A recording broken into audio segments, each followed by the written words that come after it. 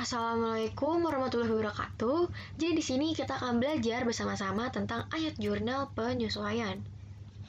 Video pembelajaran ini ditugaskan untuk mata kuliah dasar-dasar akuntansi. Untuk Ibu Novelia Utami MPD.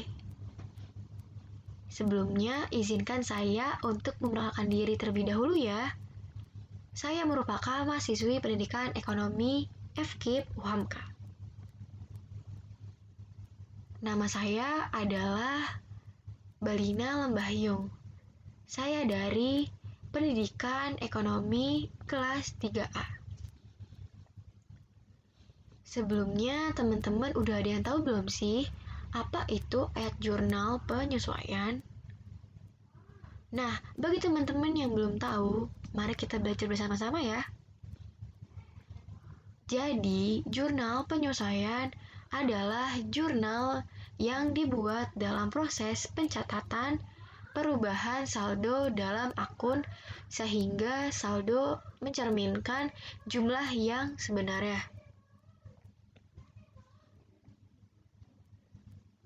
Lalu, kenapa ayat jurnal penyesuaian itu perlu dibuat?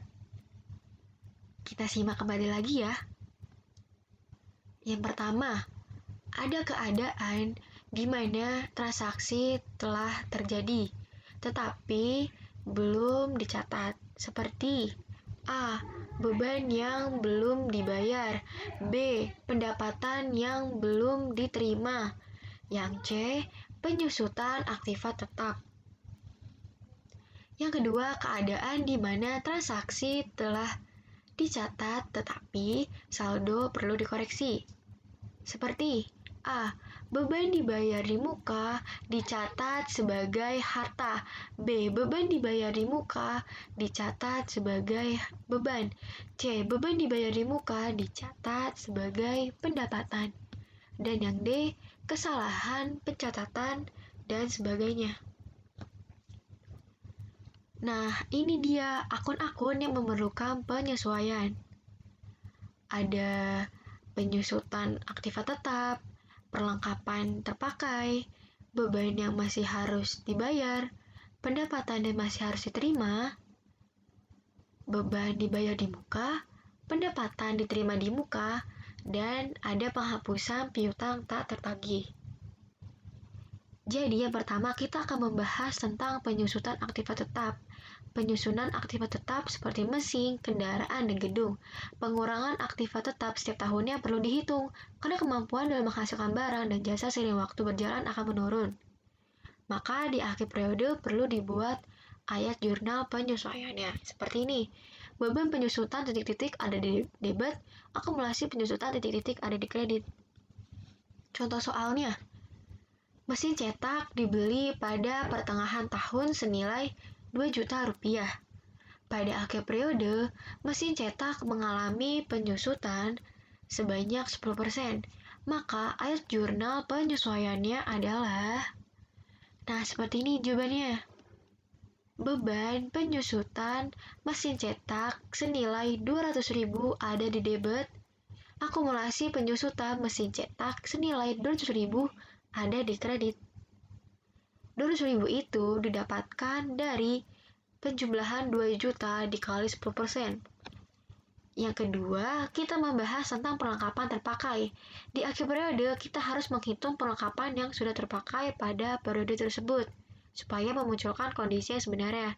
Sehingga, ayat jurnal penyesuaiannya adalah beban perlengkapan di debit dan perlengkapan ada di kredit. Contoh soalnya, tanggal 8 Februari 2019, pada neraca sisa terdapat perlengkapan di debit sebesar 3 juta rupiah, tetapi kenyataannya yang tersisa sekitar 2.500.000. Maka jurnal penyesuaiannya adalah seperti berikut. Beban perlengkapan senilai 500.000 ada di debit, perlengkapan senilai 500.000 ada di kredit. Yang ketiga adalah beban yang harus dibayar. Beban yang masih harus dibayar, maka ayat jurnal penyesuaiannya itu bisa beban gaji, beban sewa, ada di debit. Dan hutang gaji, hutang sewa, ada di kredit. Ayat jurnal penyesuaiannya seperti ini. Beban titik-titik ada di debit, dan hutang titik-titik ada di kredit. Contoh soalnya seperti ini. Gaji karyawan masih harus dibayar sebesar 5 juta rupiah karena sedang tugas keluar kota. Maka jurnal penyelesaiannya adalah jawabannya seperti ini. Beban gaji senilai 5 juta rupiah ada di debit dan utang gaji senilai 5 juta rupiah ada di kredit. Yang keempat adalah pendapatan yang masih harus diterima. Di akhir periode, kita harus mencatat orang-orang yang masih menghutang kepada kita. Maka ayat jurnal penyesuaiannya seperti ini. Piutang sewa ada di debit dan pendapatan sewa ada di kredit. Contoh soalnya seperti ini. Masih harus diterima pendapatan sewa gedung untuk bulan Januari hingga bulan Juni 2020 sebesar 1.500.000 per bulan. Maka jurnal penyesuaiannya adalah ini dia jawabannya. Piutang sewa senilai 9 juta rupiah ada di debit dan pendapatan sewa senilai 9 juta rupiah ada di kredit. Yang kelima itu beban dibayar di muka. Beban dibayar di muka adalah transaksi yang awalnya dianggap harta ketika pertama kali dibayar, tetapi akan menjadi beban selama periode akuntansi berjalan. Contoh, sewa dibayar di muka, asuransi dibayar di muka, dan bunga dibayar di muka. Pencatatannya itu ada dua cara, yaitu yang pertama, pendekatan harta yang jumlah penyelesaian bebannya ada di debit dan dibayar di muka ada di kredit. Dan yang kedua, pendekatan beban dengan jurnal penyelesaiannya titik-titik dibayar di muka di debit dan beban titik-titik ada di kredit. Yang keenam, pendapatan diterima di muka. Contohnya seperti penerimaan sewa gedung dibayar di muka secara tunai oleh pemilik gedung. Pendapatan diterima di muka adalah transaksi yang pada awalnya akan dicatat sebagai kewajiban ketika pertama kali diterima, tetapi akan menjadi pendapatan selama periode akuntansi berjalan. Pencatatannya itu juga ada dua cara, yaitu yang pertama pendekatan pendapatan. Dengan ayat jurnal penyelesaiannya pendekatan titik-titik ada di debit dan titik-titik diterima di muka ada di kredit. Yang kedua, pendekatan kewajiban. Dengan ayat jurnal penyesuaiannya titik-titik diterima di muka ada di debit dan pendapatan titik-titik ada di kredit. Nah, ini dia yang terakhir, yaitu penghapusan piutang tak tertagih. Dengan jurnal penyelesaiannya adalah beban penghapusan piutang ada di debit dan piutang usaha ada di kredit. Contoh soalnya seperti ini. Pada akhir periode diketahui pendapatan percetakan sebesar 2 juta rupiah.